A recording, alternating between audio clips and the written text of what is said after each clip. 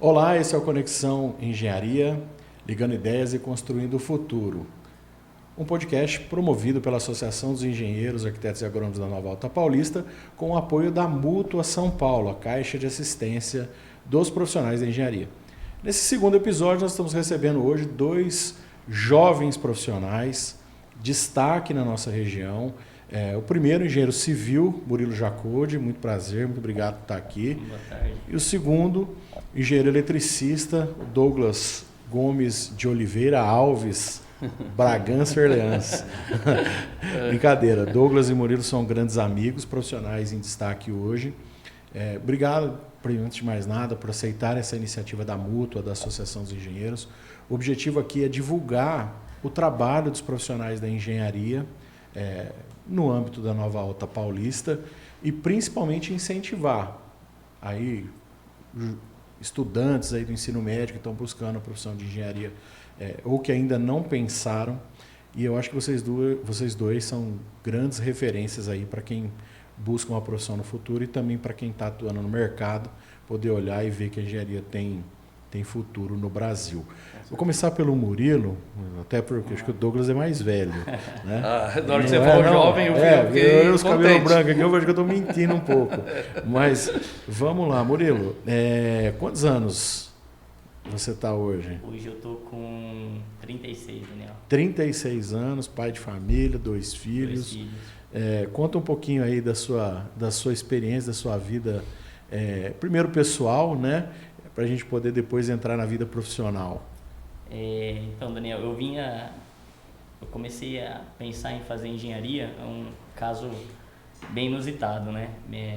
Eu fazia desenho industrial e meu avô faleceu, minha avó também faleceu e meus tios vieram para Adamantina no velório e um deles que é médico, né? Meus dois tios são médicos, falou: Murilo, você não faz medicina em Prudente? A gente está lá, você mora na nossa casa. Pô, medicina não vou passar não arrisco não. E aí na época era aquele boom da engenharia.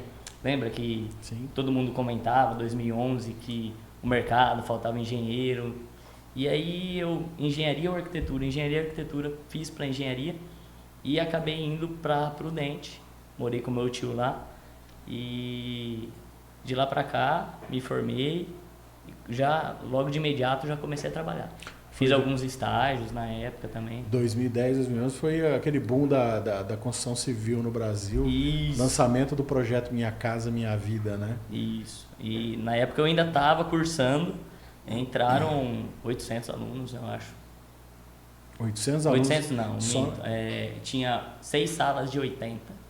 Naquela época da Mantina ainda não tinha? Não tinha engenharia. Não tinha engenharia. Você vê, era um pouquinho mais difícil. O Douglas, talvez, acho que para você já foi um pouco diferente, né, Douglas? Porque, para quem não sabe, o Douglas, o saudoso Galileu, foi uma referência, deixou um legado.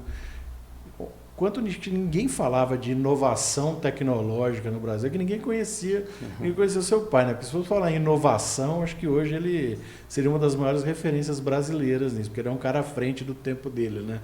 Ah, sim. Bom, boa tarde, obrigado pelo convite, né? Claro.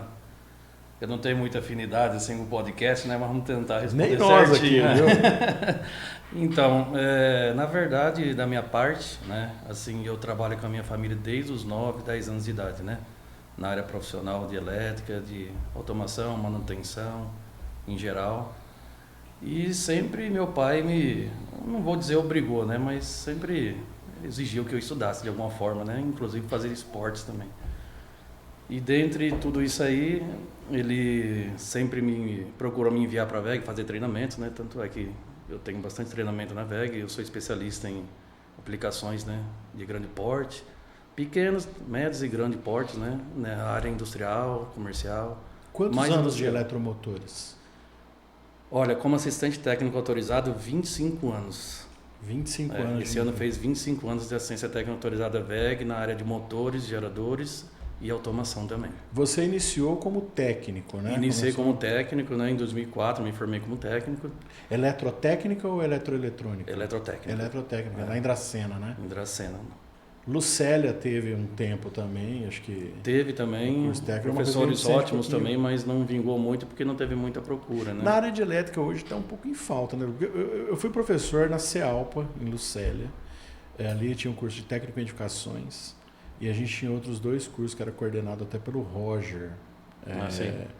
que era o curso de eletrotécnica, eletroeletrônica e o curso de automação industrial. Tanto é que muito profissional que está hoje trabalhando na Energisa, na área de manutenção da rede, era o pessoal que se formou com a gente em 2010, 2012, foi aquele boom também, que levou o pessoal a estudar o curso técnico de edificações. Sim. Aí depois acabou diminuindo a procura. Mas como é que você está vendo o mercado de trabalho hoje, adiantando um pouquinho da conversa, principalmente na área que você atua, porque você tem, e aí é importante dizer, né, do multiprofissional que você é, além do empresário, que, né, poucas pessoas sabem. Você tem a DISEP, que aliás, a Eletromotores, que ela é responsável por motor de grande porte, trabalhar com usina sucroalcooleira, usina, enfim, toda a parte industrial, mas motores de grande porte. E tem a DISEP também, né? Eu queria que você falasse um pouquinho da DISEP, que é uma empresa um pouco mais nova, que vocês estão aí atuando, né? Tá, a Eletromotores é uma empresa familiar, né? Foi onde eu comecei também com a minha família, né? Só mudou o nome, né? Mas a minha família tem praticamente 40 e poucos anos de atuação no mercado de manutenção de motores e geradores elétricos, né? Então a Eletromotores cuida dessa parte, desde motores de pequeno porte até de grande porte, né? De ternos de moenda, de usina, de centrífugas de açúcar, áreas de alimentícia também, né? Mas nossa maior giro assim são equipamentos de grande porte. Essa empresa é assistência técnica autorizada da WEG Motores e da WEG Máquinas, que são motores de grande porte, motores engenheirados, né? E geradores também. E a DISEP Engenharia é uma firma que eu tenho com meu sócio, né? Com o Igor Gasparotto, inclusive amigo seu também. O Igor, né? também. O Igor, a gente fez curso técnico em processamento de dados no Paula Souza, cara. Que é assim, ó, top. Fazendo na época, Eu era estudei assim, lá também. a gente estudava na escola pública, né? Porque todo mundo naquela época, aí você tinha 2 caminhos ainda mantido. Ou você ia para o Helen Keller fazer ensino médio, ou você ia para a ETEC, que aí você fazia o ensino médio e o ensino profissionalizante junto. E eu e o Igor acabamos estudando naquela época junto, que a gente ia de bicicleta para a escola, voltava, e depois acabamos fazendo engenharia, né? Foi o Igor, não sei se ele chegou a fazer técnico em eletrotécnica também ou não. Fez, se formou 1 ano ou 2 anos antes de mim. Olha só que coisa. Eu fiz esse caminho. Eu fiz técnico em processamento de dados, depois eu fui fazer o curso técnico em eletrônica, porque eu trabalhava com informática, e depois fui fazer engenharia, depois de anos e anos. Caminho igualzinho do Igor. Inclusive, ele manja um pouco de informática porque estudou com você, né? Fizeram informática, né? Fizemos informática, manja bastante também. Já o Murilo, você fez engenharia civil, né, Murilo? Mas hoje, dentro das linhas de trabalho da engenharia, você trabalha com projeto, mas na área de projeto de bombeiro hoje, sem dúvida nenhuma, você é uma das maiores referências aqui na nossa região. E agora estou sabendo também que você está trabalhando e atuando muito forte na área de INSS de obra. Eu queria que você falasse um pouquinho, fala do escritório, telefone, contato, acho que esse é um ponto importante também que a gente quer abordar. O carro-chefe hoje do escritório é projeto de bombeiros, né? A gente tem grandes parceiros aí em Adamantina, na região. Então a gente faz projetos de bombeiros aí para o estado de São Paulo inteiro, né? Indústrias, escolas, creches, tudo, né? E a gente mexe com projeto também, residencial, né? Tudo que é aprovação, legalização. E agora ramificamos um pouquinho aí para o INSS de obra, né? Que teve um boom agora, né? E a Receita Federal abriu uma normativa nova que beneficia aí uns clientes que contratam profissionais autônomos, né? E a gente está trabalhando bastante aí na redução desse imposto aí, que também cresceu bastante. Isso se aplica para a obra de Minha Casa Minha Vida também? Aplica também. Aplica também, mas eles têm vários parâmetros, né? Uma obra até 100 metros, a gente consegue uma redução. O índice do valor que é multiplicado pelo imposto é menor. Aí de 100 até 200 é um outro índice, de 200 a 300 outro. E aí, obra de 500, hoje em dia uma obra de 500 metros quadrados aí, a pessoa vai pagar, se não fizer essa redução, R$64 mil de imposto. E vamos imaginar que o cara já efetuou o pagamento dessa obra, já construiu. Tem como rever com data retroativa ou ainda não é? Tem como rever, mas precisa de uma série de documentos. Que aí tem que trazer. Mas tem uma frente que eu posso trazer para você e discutir também. Isso. Até para aquele cidadão que de repente já pagou, né? Já pagou, terminou a obra dele, mas está sabendo disso agora, está assistindo o podcast e fala, opa, espera lá. Demora um pouco, né? A Receita demora um pouco para analisar, para ressarcir esse valor, mas dá para fazer sim, se tiver os documentos que são exigidos, dá para pleitear. Você sabe que tem uma questão, e eu não sei se está valendo hoje, quando eu trabalhava no CREA São Paulo, a gente fez uma aproximação junto com a Associação dos Engenheiros Bombeiros do Estado de São Paulo, porque sempre houve uma discussão muito forte acerca de quem analisa a documentação por parte do Corpo de Bombeiros, da Polícia Militar do Estado de São Paulo, muitas vezes não era um profissional formado em engenharia, né? E na época, a gente traçou, e o Vinícius, até então era o presidente do CREA, a gente conseguiu fazer um trabalho junto aí com o Coronel Borges, que eu apresentei outro dia para alguns amigos, com a Associação dos Engenheiros Bombeiros e chegou num ponto que hoje, a informação que a gente tem do Corpo de Bombeiros é que todos os projetos de análise, principalmente quando chega para a corporação assinar, o analista ele tem que ser formado em engenharia mesmo, ele sendo policial militar, mas também formado em engenharia. Foi uma das conquistas aí dessa aproximação. Ainda tem uma série de discussões que norteiam. Uma delas era a questão da RT e dos documentos com certificado digital como assinatura, que o bombeiro não aceitava. Isso já alterou ou ainda não? Tem que ser assinatura manual? Não, tem que ser. Hoje é obrigatória a assinatura digital. Hoje é obrigatória a assinatura digital. Ou certificado, agora eles estão aceitando o GOV também, mas antes teria que ser só o certificado digital. Entendi. E puxando o gancho também, essas análises, eles deram uma boa melhorada na análise, então tá legal lá, e eu acho que eles estão analisando por setor, né? Vamos supor, você tem um projeto industrial, cai para um analista que já está experiente ali naquelas normas de indústria. Você tem um projeto que tem produtos inflamáveis, e aí vai cair para um analista lá que é expert em inflamáveis. Entendi. Então acredito eu que eles deram uma ramificada. E melhorou bastante a interlocução. Melhorou bastante e ficou mais difícil aprovar, porque a gente está pegando mais analistas tarimbados lá. Então, às vezes o projeto bate lá, vem uma comunicada e a gente vai, estuda para poder aprovar.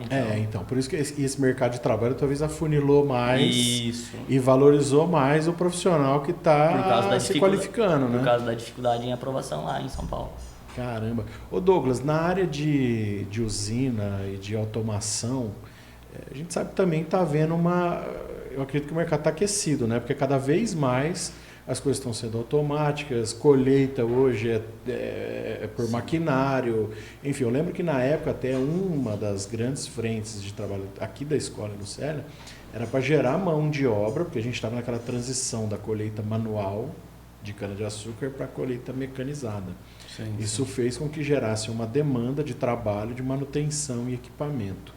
Hoje, você acha que está faltando profissional? Porque de profissional especializado em projeto de bombeiro, cara, não há, é difícil você achar, né, Murilo? Tanto é que, a agenda do homem não é fácil, não. Porque é bom. Agora, eu falo para você, como é que você vê aí a mão de obra e quais são as oportunidades para quem é formado em engenharia elétrica? Bom, oportunidade sempre tem, né? Principalmente para quem correu atrás de conhecimento, especializações, né?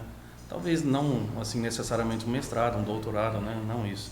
Mas se especializar um pouquinho na parte mais operacional ali, né? Mesmo que você não for executar aquilo, né?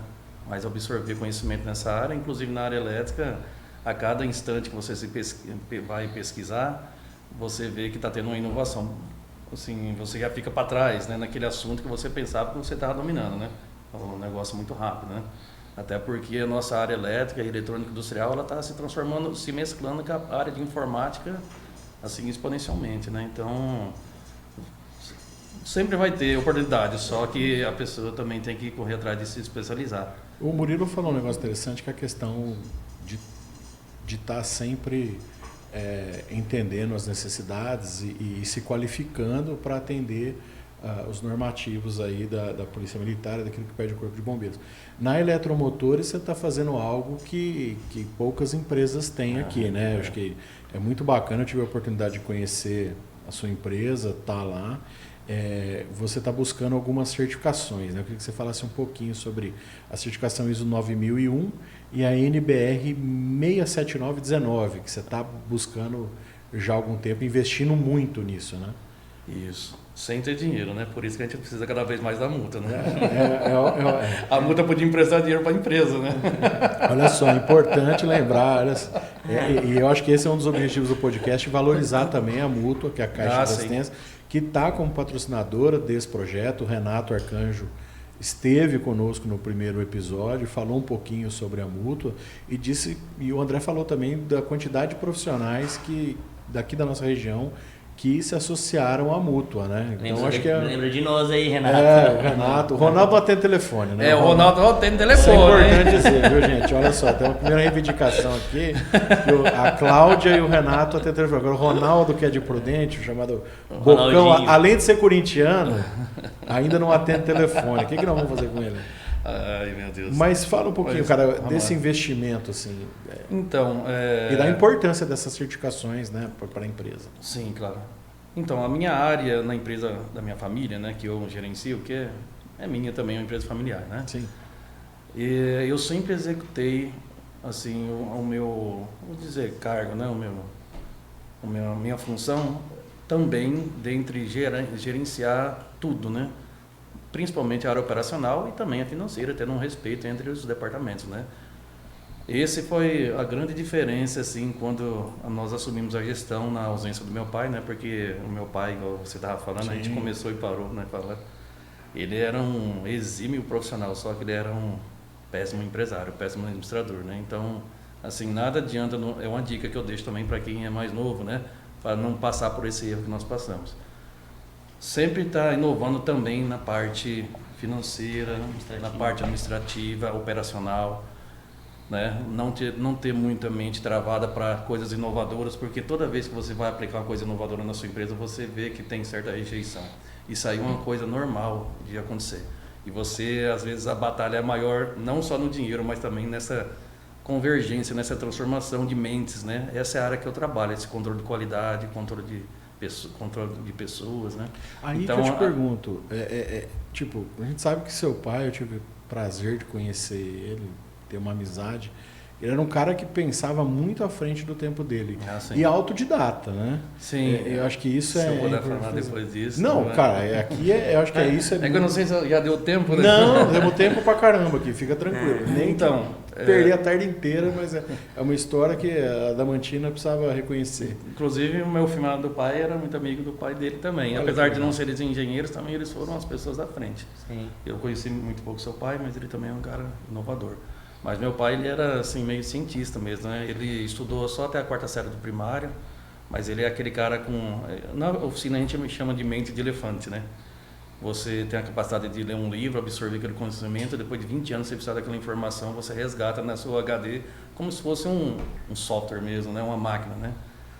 E ele tinha esse dom, sabe? Então, assim, ele, na década de 80 e 90, eu tenho esses registros guardados até hoje, de projetos que ele fazia, tanto de elétrica como de eletrônica também, para engenheiros eletricistas da região e de outras regiões do estado de São Paulo. E ele morreu pobre porque ele era muito humilde. Era outro defeito que o empresário não pode ter, ser muito humilde, tem que ser justo, né? Se você é uma pessoa de muito coração bom, você prejudica o faturamento da empresa, isso é comprovado, né? Isso aí o pessoal brinca, tem uma brincadeira até colocando aqui, por exemplo, que é o mal do engenheiro também, né? Porque você está num bar discutindo, o cara está com um problema, o engenheiro fala assim, dá aqui um papel, ó, você vai fazer assim, assim, assim, Tó, vai lá e resolve. Agora, se você vai para o médico fala assim, passa no meu consultório, que segunda-feira a gente conversa, a gente faz uma consulta. Né? Mas você acha que era um pouquinho isso? E na questão administrativa, você acha que talvez, se seu pai tivesse agrado que nem você, foi fazer faculdade, que ele pegou no pé seu, do seu irmão, pra vocês irem estudar, porque Importante dizer também que seu irmão também é engenheiro eletricista, Sim. né? Você acha que é a faculdade de engenharia que ajudou nessa questão administrativa ou não? Depois que você fez a faculdade, você foi também foi estudar administração, mesmo independente de estar dentro de uma universidade ou não, mas para poder administrar a empresa?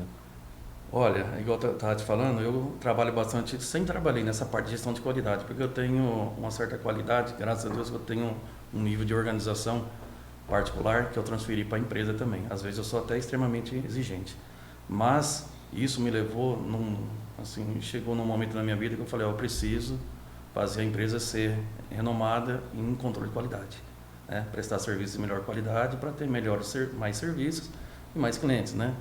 E vamos tentar não, eu já paguei, não dá para voltar atrás, né? Nós estamos em fase de auditoria na empresa, já veio os auditores, né, de São Paulo, e nós vamos implantar a ISO 9001, né, para a gente poder começar a fazer motores de áreas classificadas também, que também estamos implantando a NBR-EC 67919, que você comentou. Então vou ter que pagar para implementar essa ISO 9001 e mais essa certificação de motores EX, que eles falam, né, que são motores para áreas classificadas, né? Então esse campo desses motores aí vai aumentar muito o faturamento da empresa, né? E a gente se baseou até em cálculos também com a empresa de assessoria que está assessorando a gente para implantar isso. E eu vou conseguir novamente ser assistente técnico autorizado de motores dessas áreas classificadas, que o maior foco são destilarias de álcool, de açúcar e álcool, né? Seja de milho ou de cana-de-açúcar. E também outras coisas menores, bomba de posto de gasolina, né? Silos também são motores de áreas classificadas, silos de grãos, né? Entendeu? O que eu lembro agora é isso aí, mas tem mais algumas aplicações. E isso aí eu vou conseguir trazer um faturamento maior, porque é um motor diferenciado e tem que ser laudado por empresas homologadas nessas duas normativas e também certificadas com a WEG. Inclusive, para maio, eu vou pela minha 18ª ou 19ª vez para Santa Catarina, né, desde 2001, quando eu comecei a fazer treinamentos na WEG, né, como assistente técnico. Já fui com clientes, tudo, para me certificar, e vai ser para mim uma vitória, tanto para a Damantina, tanto para minha família e para mim também, pessoal, né? Porque o raio de ação até de vocês é a nível estadual, até fora do estado vocês estão com obras. Ah, sim. Os maiores clientes nossos, assim, que tem aquela parcela gorda do faturamento, são clientes com raio de mais de 100 km para frente, né? Entendi. Mas a maioria no estado de São Paulo, no Mato Grosso do Sul e norte do Paraná também um pouco. Murilo, você também trabalha com execução ou só com projeto? Só projeto. Só projeto hoje. Tinha, né, vontade de trabalhar com execução da parte de incêndio, né, mas já passou, não tenho mais, tenho uma parceria com uma empresa aí que é 100% de confiança e está dando certo. O Renato também colocou isso, porque o Renato, além de ele tá como diretor-geral da Motor São Paulo, mas ele também ele tem um escritório de projeto elétrico, né?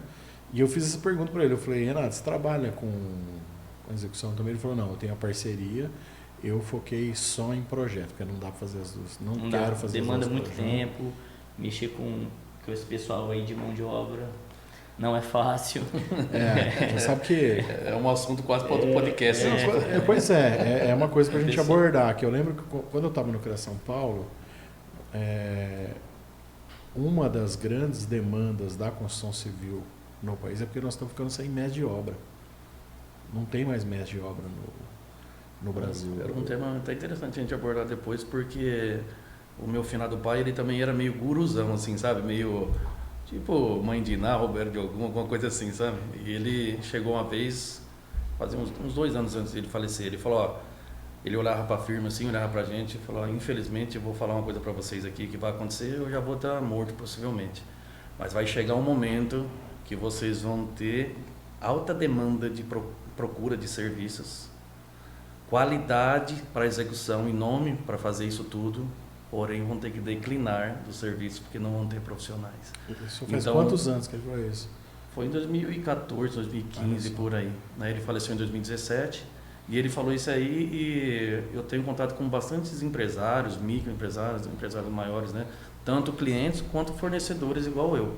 E todos eles há anos reclamam que às vezes tem que declinar de serviços ou quarteirizar, né? Não sei se é terceirizar ou quarteirizar que fala, porque não tem profissionais. E quando arruma, geralmente é difícil, não para na empresa, né? Qualquer coisa já é um obstáculo, né? Então, essa é uma grande dificuldade hoje da minha área, tanto de elétrica e mecânica, que é motores elétricos, né? A gente também trabalha com muita empresa de mecânica, né? Tornearias, etc., grandes centros de usinagem.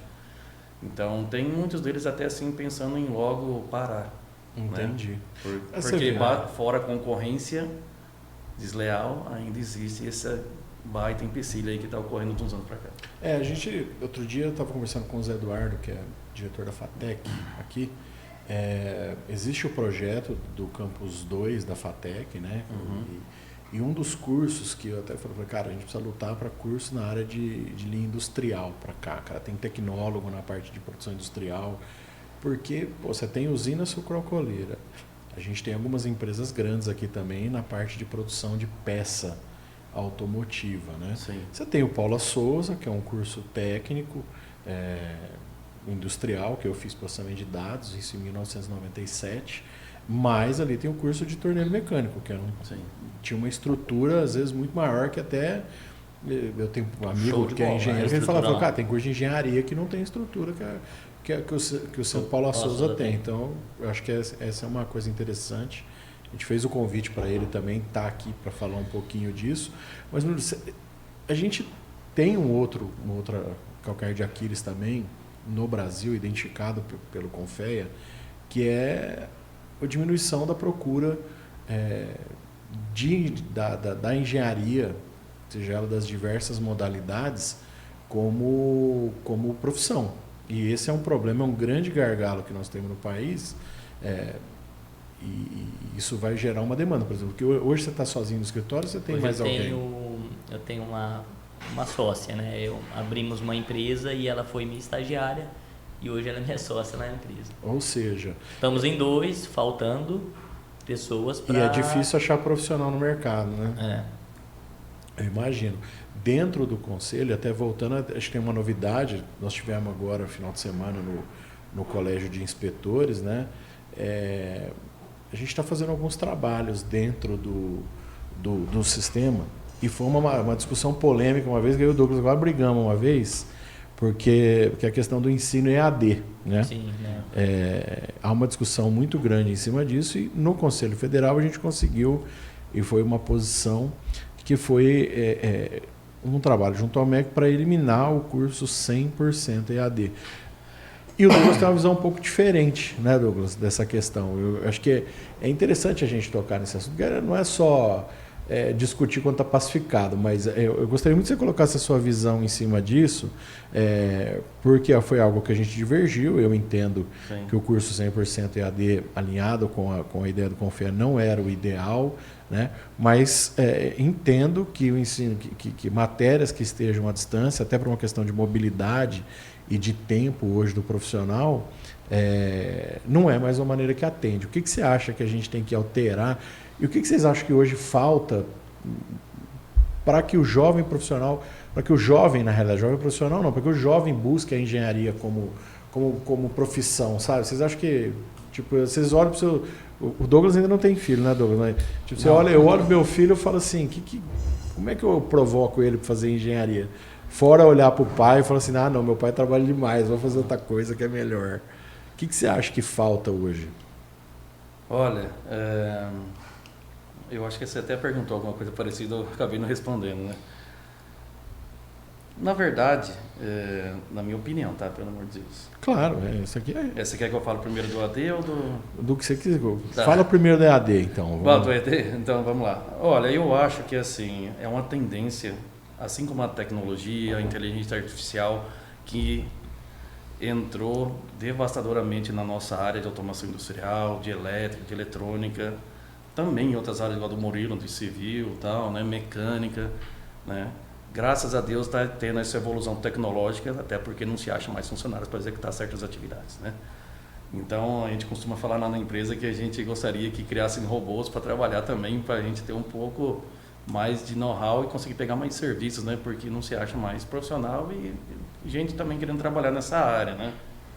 Entendeu? Mas assim como a inteligência artificial é uma coisa inovadora e não tem como ir contra isso, a minha opinião também é que o ensino EAD também é um ponto de avanço que vai chegar uma hora que não vai ser impossível barrar, né? Até por causa de custos operacionais, para você manter uma faculdade enorme com alunos presentes, eu acho que é um negócio que a gente está, assim, minha opinião, tá? Vou deixar bem claro, igual a gente já debateu antes, né?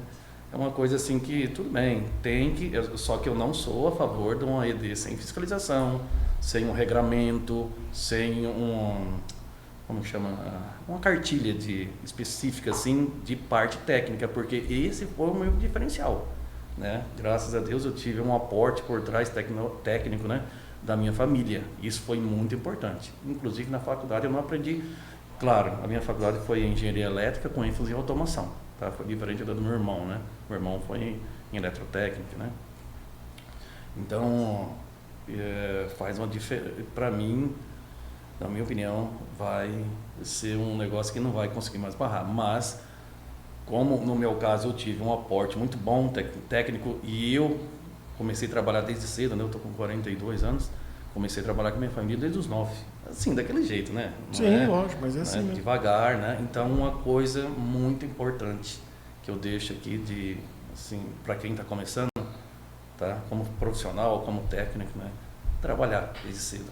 Né? Tem muitos pais que não gostam de colocar os filhos para trabalhar desde cedo, mas se você tem uma oportunidade sua na empresa ou de um amigo seu para colocar o seu filho para trabalhar, coloque, porque o trabalho também, ele não traz só experiência profissional, ele traz intelecto, né? A pessoa desenvolve, isso é perceptível, a pessoa começa a trabalhar desde cedo, seja em qualquer emprego, ela vai começando a desenvolver o intelecto dela e a capacidade dela de se socializar com outras pessoas, que esse é o diferencial da minha família, da nossa empresa.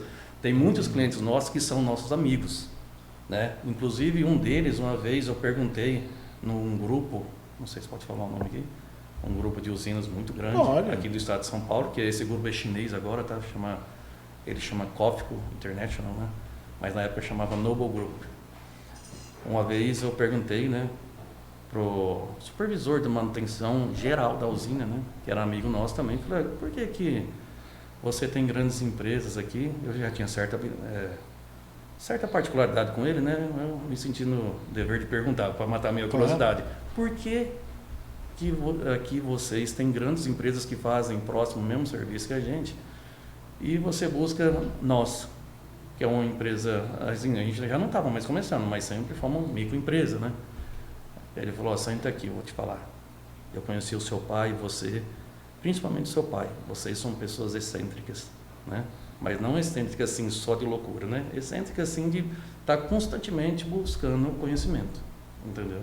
Entendi. E também arrumar soluções para coisas que às vezes outras pessoas não têm. Meu pai tinha bastante isso. Eu tenho um pouquinho, mas bastante morreu com o velho, né? Então, olha só, Murilo, o Douglas tem uma visão do EAD.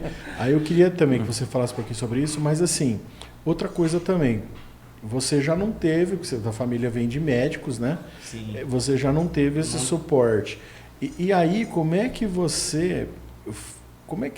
se deu para dentro do escopo da atividade do engenheiro civil, por exemplo, você falou, cara, esse mercado aqui na área de projeto de bombeiro é um mercado bacana, que eu vou investir na área por exemplo, do INSS de obras, que você falou, da questão da oportunidade que você enxergou, mas principalmente nessa questão do AVCB. Diferente do Galileu, né? A gente não teve um apoio, não teve um caminho a seguir, né, familiar. Então foi um pouquinho mais difícil, mas eu fiz bastante estágios na época da faculdade, né? E um desses estágios foi com, vou até falar o nome também, claro. Ele faleceu. Eu fiz com o Edson Belucci e engenheiro da Caixa, muitos anos engenheiro da Caixa, né? Amigo nosso, amigo de outros. Um dos grandes nomes da engenharia da Mantina. E aí eu me formei, e aí? Fui viajar, cara, com a minha esposa hoje, na época namorada, e comecei a pegar nome de construtoras. Eu tava em Natal e comecei a pegar nomes e mandar currículo. E naquela época eu já tinha passado o boom, né? E E aí não conseguia nada. Voltei para Adamantina e fui comprar um bombom numa conveniência. Encontrei o Edson comprando cigarro. Falou, cara, você não quer trabalhar comigo? Falei, opa, vamos lá. E aí comecei, já tinha feito estágio com ele, né? E comecei a trabalhar com ele, fui viajar bastante com ele. Fui pegando contato dentro da Caixa, né, com gerentes da Caixa daí da região. E aí fui pegando servicinhos por fora, fazia com ele me passava algumas coisinhas para fazer. Chegou uma hora que não deu mais para continuar com ele. Aí tive que abrir o escritório, continuei assessorando ele meio período. E com o meu escritório meio período, então o dinheirinho que eu ganhava lá, eu pagava o aluguel do escritório. Aí ganhava dele para 3 meses assim, não tinha o que fazer no escritório. E aí com o tempo foi aparecendo cliente, com a Caixa, né? No começo a maior parte aí foi projetos financiados. E depois também, acho que foi janeiro de 2013, né? Que teve um incêndio na Boate Kiss. E aí essa normativa, né? Aí o pessoal começou a pegar muito no pé, era 2014 que eu tinha me formado. E aí começou a ter essa cobrança dos CLCBs, dos AVCBs. E aí eu enxerguei isso aí como uma oportunidade. Na Adamantina a gente tinha outros profissionais que faziam, né? Mas aí o pessoal gostou da agilidade e graças a Deus deu certo esse ramo aí do projeto de bombeiros e a gente é referência lá. Eu acho que tanto as áreas de vocês, a tecnologia BIM vai acabar impactando profundamente, né? O Brasil tem protelado cada vez mais a obrigatoriedade desse tipo de projeto. Como é que vocês veem aí o mercado profissional? Vocês acham que o profissional está pronto para, vamos imaginar que a partir de hoje seja obrigatório projeto em BIM? Você vai estar lá na usina e fala, não, cara, daqui para frente eu só vou aceitar projeto elétrico em BIM, projeto só vai aprovar em BIM. Vocês veem um futuro próximo que isso seja obrigatório ou não? E se o profissional está se preparando para esse momento, eu estou falando, não, isso aí não vai virar obrigatoriedade nunca. Como é que vocês estão enxergando isso? Eu acredito que vai virar uma obrigatoriedade sim, né? Não sei te dizer o prazo disso, eu não estou preparado. Foi até um palco que eu assisti lá no Colégio dos Inspetores, né? E eu acho que vai para frente sim. E nessa área, você acha que falta oferta de capacitação profissional em BIM? Ou vocês acham que está muito caro ou que realmente não tem no mercado para analisar? Bom, eu não vou nem opinar muito, porque eu não estou muito a par, tá? Mas eu acho que falta sim. Mas que eu ia falar exatamente isso, mas... Das pessoas aí que eu conheço, dos profissionais aí que eu conheço... O pessoal não está ligado nessa área, né? São poucos. Entendi. Aí eu puxo uma outra frente de trabalho, que eu acho que aí a gente entra um pouquinho na questão do CREA, né? Que vocês dois militam profundamente nessa área. O Douglas é o vice-presidente da Associação dos Engenheiros, foi inspetor-chefe por muito tempo aqui. O Murilo está como inspetor do CREA agora. Como é que vocês estão vendo essa ascendência na fiscalização? Porque a Lígia apresentou aí no CREA São Paulo uma nova modelagem de sistema, de emissão de RT, de até dentro daquilo que a gente está construindo no Conselho Federal, a questão da fiscalização por georreferenciamento, enfim, até a implementação de inteligência artificial. Como é que vocês estão vendo a fiscalização do CREA hoje atuando? Porque muitas vezes o pessoal confunde muito a minha atuação. Eu trabalhei no administrativo do CREA, né? Mas eu tenho um problema. Meu vizinho, às vezes, estava construindo alguma coisa na casa dele, tomava uma multa do CREA. No dia profissional, o cara parava de olhar na minha cara. Eu tenho uma história, rapidamente, que é muito interessante. Eu tenho um grande amigo que, do nada, esse cara parou de me cumprimentar. Um tempão. Eu trabalhava no CREA, na superintendência, na parte administrativa, né? Ficava com a pasta de eventos, comunicação e convênios e parcerias. Ou seja, eu nunca atuei na área de fiscalização do conselho. E do nada esse cara parou de cumprimentar, cara, e ficou um tempão, beleza. Uma vez, depois de muito tempo, tá saindo da padaria, eu falei, eu nem vou cumprimentar o cara, porque ele não me cumprimenta, não sei o que eu fiz para ele, né? Aí ele viu, Daniel, vem cá. Eu falei, e aí, tudo bem? Tudo bom? O cara, eu pedi desculpa para você. Eu falei, por quê? Ele falou, não, cara, eu tomei uma multa do CREA. E eu falei, pô, Daniel, cara, que sacanagem, o cara é meu amigo, me encontra todo dia, por que não me avisou, né, meu? Eu nem vou saber, como é que eu vou saber, né? Porque tem o fiscal, é ele que tem a atividade de efetuar a multa e, por exemplo, a gente não tem prerrogativa de influenciar o fiscal na fiscalização. Eu falei, cara, mas não tem como saber isso, não é? Ele falou, pois é, cara. Agora que eu fui descobrir isso, eu acho que foi uns 2 anos que eu não olho pra sua cara. Eu falei, oh, desculpa aí, eu falei, meu, tá tudo certo, bola pra frente, mas em contrapartida, o que eu vejo é que, por exemplo, toda a fiscalização, ela gera muitas vezes um serviço para o profissional que estava sem, né? Então, desde a época, quando o Vinícius assumiu, que eu tive a oportunidade de trabalhar com ele, a gente conseguiu implementar muito investimento na área de fiscalização. E ali já apresentou agora um novo modelo, junto com o Confea, que, meu, o cara hoje vai ser muito difícil ter alguma atividade da engenharia, da agronomia e das geociências que o cara vá fazer sem ter um profissional responsável, né? Sim. Como é que vocês estão vendo essa parte? E se vocês perceberam ao longo do tempo que essa fiscalização, quando ela foi implementada, que aumentou o volume de serviço para o profissional? Você quer que eu responda como um membro do CREA da associação ou como um empresário que paga? Não! Como os dois. Que é fiscalizado. É assim, de uma forma genérica, eu acho que a obrigação... eu acho que existe a obrigação mesmo, né, do profissional estar sempre atento às atividades dele, poxa vida, né? O CREA está só pegando e falando para ele, você fez isso, você tem que se responsabilizar, né? Só eu acho que poderia ser um pouquinho mais barato. Isso é uma coisa importante, é que a gente fica limitado por legislação, né? Mas é uma coisa interessante. Mas assim, eu só acho que a tecnologia ela vai trazer um patamar de fiscalização top, cada vez mais, igual na minha área que eu estava explicando. Mas como profissional, você acha isso bom ou ruim? Não, eu acho isso bom, né? Só que eu creio assim, jamais a gente pode esquecer o lado humano, sabe? Porque, não, claro que você não tem que ser pai do cara e ficar falando para ele, doutor, né? Você está errado. Não, mas assim, nunca deixar de informar corretamente, talvez mais de uma vez, né?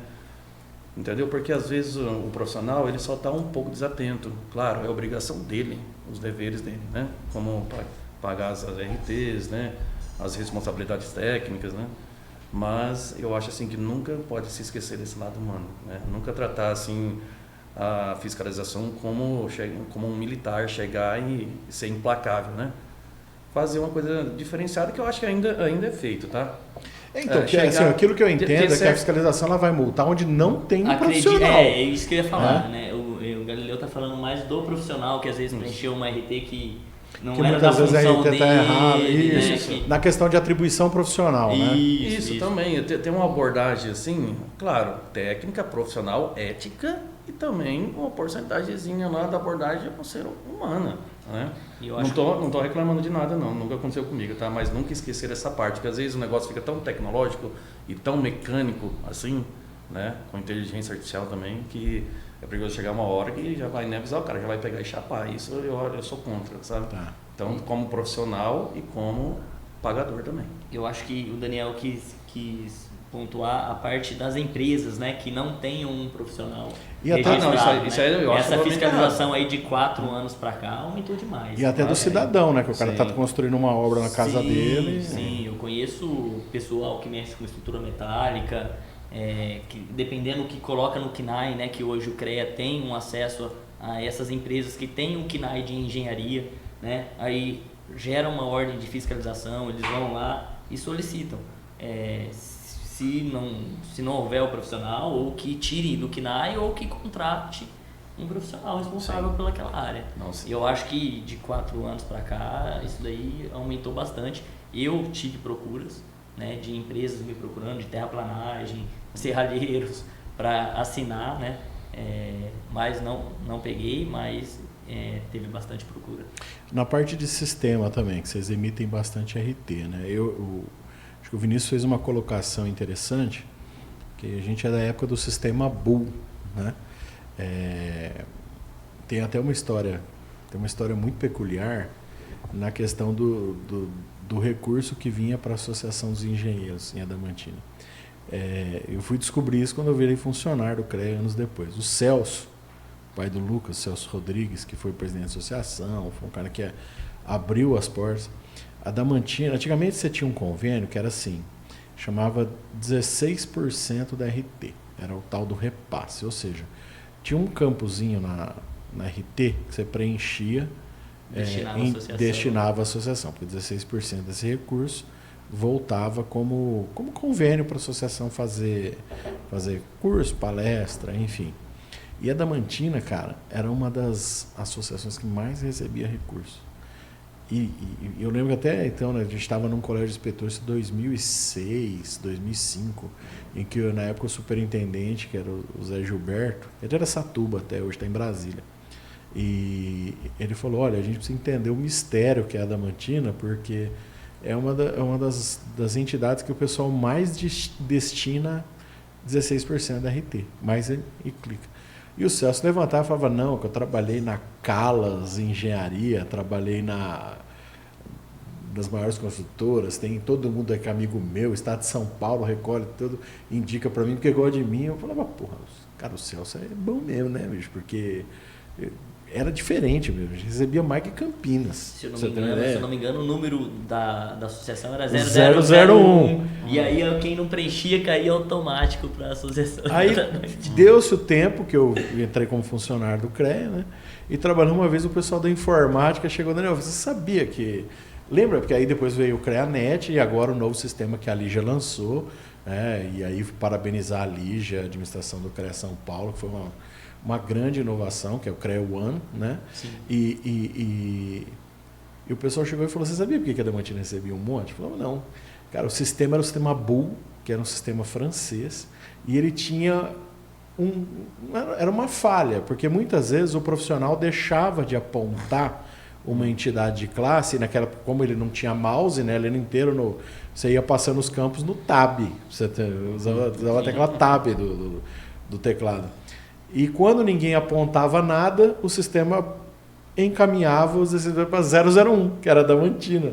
Então, por isso, que anos depois, eu falei, pô, o Celso morreu, não dá nem pra tirar sarro. Ele falou, malandro, você nem sabia o que era, você já pensou? E aí depois, quando veio o CREANet, e aí também a legislação mudou, né, já não tem mais essa questão de achamamento público, e aí foi descoberto o milagre da Associação dos Engenheiros de Adamantina. Eu conto para todo mundo, eu dou risada até hoje, cara. Mas, enfim, eu acho que é todo um processo evolutivo e o CREA São Paulo tá trabalhando, né? E eu acho que o objetivo maior, ainda mais ouvindo vocês, é que atinja realmente profissionais como vocês, que estão no escritório, estão trabalhando, precisam que o CREA seja mais eficiente, mais rápido, que esteja mais conectado ao profissional. E aí a gente chega num entrave muito grande hoje, e explico para vocês, que é a questão do legislativo, né? A gente precisa aprovar aí alguns projetos de lei que estão no Congresso Nacional, que principalmente que é a questão da atualização da nossa legislação, né? Hoje a gente tem algumas discussões e conflitam, né? Quer queira, quer não, nós temos aí hoje o Conselho dos Técnicos, o Conselho de Arquitetura, e a gente tem as atividades sombreadas, né? Isso não tem como discutir.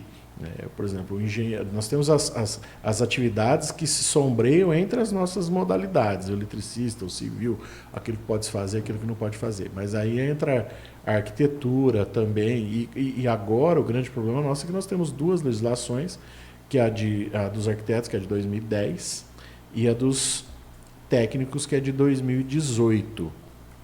A nossa é de 1966. Olha que coisa. Então, acho que um grande entrave para o sistema daqui para frente vai ser ter uma representação dentro do âmbito legislativo, federal, estadual, enfim. Hoje, o que a gente tem são profissionais que são engenheiros, mas não eleitos pela engenharia, né? Eu queria que vocês... Como é que vocês enxergam essas possibilidades, esse trabalho?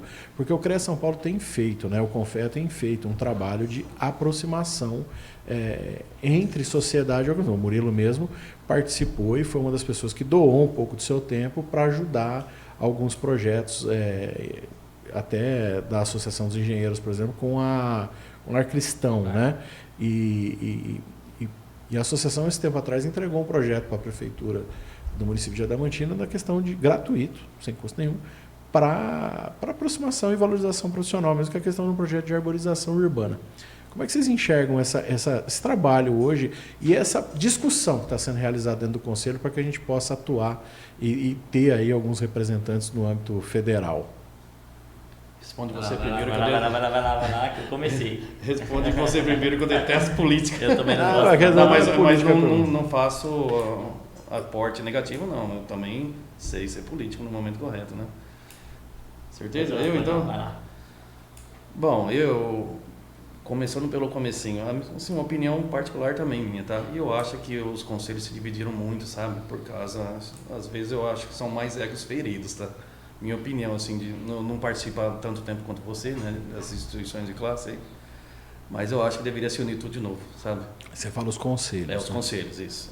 Eu acho, tá? Porque para os clientes também, para as pessoas que são fiscalizadas, às vezes gera não uma bitributação, uma bi, quando você é fiscalizado por duas instituições, às vezes pelo CREA e pelos técnicos, entendeu? Tem um nome, não sei. Não, mas você não tem a obrigatoriedade, por exemplo, se você chegou à fiscalização e tem lá um profissional técnico atuando, aí, vamos dizer assim, o CREA não tem mais jurisdição em cima disso. Não, o que sim. pode se discutir, talvez, é a questão da atribuição profissional, por exemplo. A gente sabe que, e aí é uma discussão entre conselhos, que os técnicos têm uma limitação de atuação, que está dentro dos 80 metros quadrados, mas os técnicos entendem que está dentro dos 120 metros quadrados. Aí a gente entra numa discussão que fere o âmbito administrativo de ambos os conselhos, né? Mas ninguém é bitributado em cima disso. Não, sim, mas assim, ele sofre a fiscalização das duas, né? Ele provando que ele já fez uma, mas mesmo assim, eu acho um trabalho muito, assim, que gera trabalhos a mais, entendeu? Minha opinião Fica particular, confuso para o cidadão. Isso, entendeu? Porque quem é profissional até entende um pouco, né? Quem não é, fica ali se batendo e às vezes dá até um quebra-pau isso aí, né? Em alguns clientes, né? Já teve alguns casos ali quando eu era inspetor da Câmara de Engenharia Elétrica, né? De eu presenciar, assim, não pessoalmente lá, né? Mas casos assim, que já tinha sido feito pelos técnicos, aí o CREA chegou e tal. Não lembro exatamente a ordem, entendeu? Então, assim, eu acho que é um certo desconforto, assim, para o cliente, entendeu? Ele se sente, assim, extremamente fiscalizado, que eu acho que é desnecessário. A fiscalização tem que existir, né? Então, assim, eu acho que separou muito, né? Eu acho que podia até voltar isso aí, né? Eu acho que minha opinião também é dividida com outros profissionais da área também, que eu converso com bastante profissionais, eles falam exatamente a mesma coisa. Hoje você acha que os profissionais entendem que o ideal seria ter um conselho único que abrangesse todas as profissões? Pelo menos no meu âmbito de amigos profissionais da área de engenharia elétrica e técnicos, sim. Entendi. Né? Agora, eu também não sei também na época porque que se dividiram, tanto os arquitetos como os técnicos, né? Mas acho que é um assunto para outra pauta aí, né? Mas não, eu posso explicar. É a questão da atribuição profissional, que ela não foi vencida dentro do âmbito do sistema. E aí, quem tem mais representatividade no Congresso consegue aprovar, porque é uma coisa que a gente... eu estou no meu 3º ano lá do Confea, grandes mudanças são realizadas, cara, no Legislativo Federal. Hoje a gente legisla dentro do Conselho Federal para os profissionais. A gente tenta regrar a atuação dos nossos profissionais para que não tenha a discussão de atribuições, para que diminua a questão de sombreamento. A gente tenta elaborar resoluções e normativos para que aquele profissional que estudou, né, a quantidade de horas que ele estudou, ele tenha atribuição para aquilo que ele sabe fazer, que é para aquilo que ele se capacitou. Agora, quando a gente foge do âmbito nosso, que é da engenharia, e aí obviamente que a gente paga pelo preço dessas cisões, eu concordo totalmente com você, exatamente. Aí a gente entra numa questão de legislativo, que é projeto de lei. Então, por exemplo, uma grande discussão para o profissional, principalmente aquele que trabalha na administração pública, é a questão do salário mínimo profissional. Por que nós não temos a obrigação do salário mínimo profissional? Porque nós não temos um projeto de lei que obrigue os gestores públicos a pagarem o piso do salário mínimo profissional. Está tramitando, está vencendo. Eu sei que você tem uma visão divergente, mas aí a questão do mercado de trabalho privado, né? Sim. Mas a gente só vai conseguir Quer ver? Eu puxo um outro gancho, por exemplo, que é a questão da atividade profissional irregular, ela deixar de ser uma contravenção penal, ela ser crime. Assim como o médico que se passa por médico é crime, hoje não. Hoje o cara que se passa por engenheiro não é engenheiro, ele vai ser uma contravenção penal. Né? Então, se a gente quer mudar isso, se a gente entende que isso tem que mudar, só tem um caminho. Não vai ser dentro do nosso conselho criando resoluções, vai ser dentro do âmbito do Legislativo Federal. Daí eu destaco essa importância, entendeu? Finalizando a sua pergunta, então, o que eu acho, minha opinião? Todo mundo que está lá no Legislativo foi eleito pela população. E uma boa parcela disso são engenheiros civis, eletricistas, etc. Né? E eu acho assim que um grande problema da nossa classe é um pouco essa desunião, sabe? Tanto no âmbito legislativo, no nosso mesmo realmente. E é um trabalho assim que da minha parte eu luto contra isso deixar de existir, entendeu? Porque se você tem uma certa proximidade mais com a sua instituição de classe, né? E com as pessoas que tramitam com você no seu âmbito profissional, fazem a mesma coisa que você, independente da área da engenharia, né? Poxa, por que outros deputados federais não podem defender as instituições de classe? Né? Então eu acho, desculpa se eu respondi errado, mas eu acho assim que... Não existe resposta errada. Um pouco é falta de elo de classe. Você vê aí, um exemplo, a OAB é uma classe super unida, pelo meu ponto de vista. Né? É um assunto que eu acho que talvez eles nem tratem, porque eles estão unidos demais até. Né? E assim como os outros conselhos. Né? Então eu acho que o que falta mesmo é essa parte ainda não profissional política, essa parte de elo físico mesmo, contato, proximidade, entendeu? Eu acho que isso é um diferencial grande. E aí, você vê assim também? Cara, na minha parte aí, na minha vivência, eu tenho grande parceria com profissionais de arquitetos. Né? Eles assim não ultrapassam o limite deles, pelo menos os meus parceiros, né? E os projetos maiores normalmente vêm de arquiteto. E aí eles mesmos indicam para a gente fazer o projeto estrutural, a execução de obra. Então, na grande cidade, na nossa cidade ali, já tem uma mudança de cultura dos arquitetos. Eles não estão querendo mais assinar a RT de execução.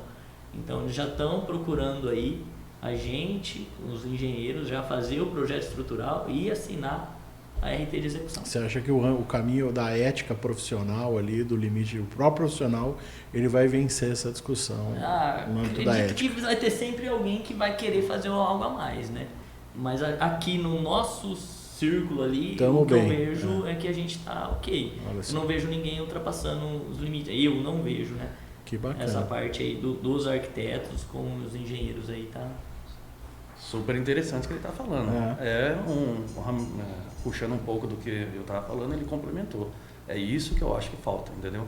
Se você tem atribuição, só que você tem uma certa responsabilidade com as pessoas, com os seus clientes, com o seu profissionalismo e com a sua vida ética de trabalho, você tem que procurar um outro profissional e fazer uma parceria com ele. Falar, cara, igual uma coisa que eu acho super errada, não sei se ainda é assim, mas arquiteto pode assinar projeto elétrico até de média tensão, e eu acho super errado, tá?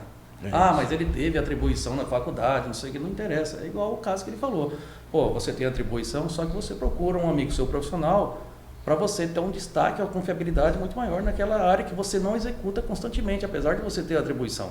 Né? Então eu acho super errado, você até deixar bem firmado isso, que o profissional que ele é só ambicioso e pensa só no dinheiro, geralmente são esses que se lascam, né? Lá no final.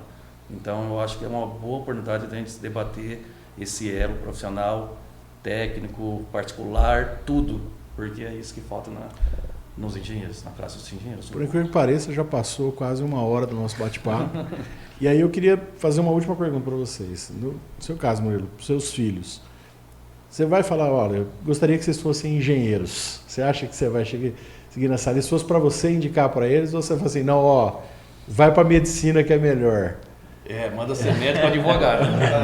Ou fala assim, eu tenho a questão da medicina, né, que eu comentei no começo, mas eu vou deixar ele escolher, né, ver no que ele se identificar melhor, né. Claro que gostaria muito que o meu filho fosse engenheiro, né, já levo nas obras, né, Quando ele tinha 2 anos, já mostrei a top, betoneira, já expliquei como fazer um concreto, damos caminhãozinho, retroescavadeirinha para ele, mas vou deixar escolher. Minha esposa é advogada também, e então a gente tem a visão bem aberta. Tem tempo ainda para isso, né? Vamos lá, ele vai escolher o que ele quiser ser. Mas profissionalmente vocês estão realizados hoje? Eu estou, porque eu trabalho naquilo que eu gosto. Isso é um grande diferencial. Você perguntou para ele, eu já estou atravessando. Não, a pergunta é... Isso aí é o grande diferencial. Trabalhar com o que a gente gosta é sucesso garantido sucesso um pouco melhor, né? Não financeiro, mas pelo menos profissional. É isso aí. Bom, gente, eu queria primeiro agradecer vocês por estar com a gente nesse projeto. Eu acho que é muito bacana poder apresentar vocês, né? Se vocês autorizarem, depois na edição do vídeo a gente vai deixar o contato do escritório de vocês, que eu acho muito importante para valorizar vocês como profissionais. Vocês são referências aqui na região. Eu acho que é isso que a gente precisa. E agradecer de vocês estarem aqui com a gente apoiando. Bom, finalizando, esse foi o nosso segundo episódio. Os nossos canais de comunicação vão estar aí para que você possa mandar dica para a gente, mandar algum nome que você queira que a gente possa entrevistar e também dicas para que a gente possa melhorar. Nosso intuito aqui, tanto da Mútua, Caixa de Assistência dos Profissionais do Estado de São Paulo, é valorizar o profissional e apresentar o trabalho dos engenheiros, dos agrônomos e dos geocientistas na construção de uma sociedade. Logo, logo a gente volta. Muito obrigado.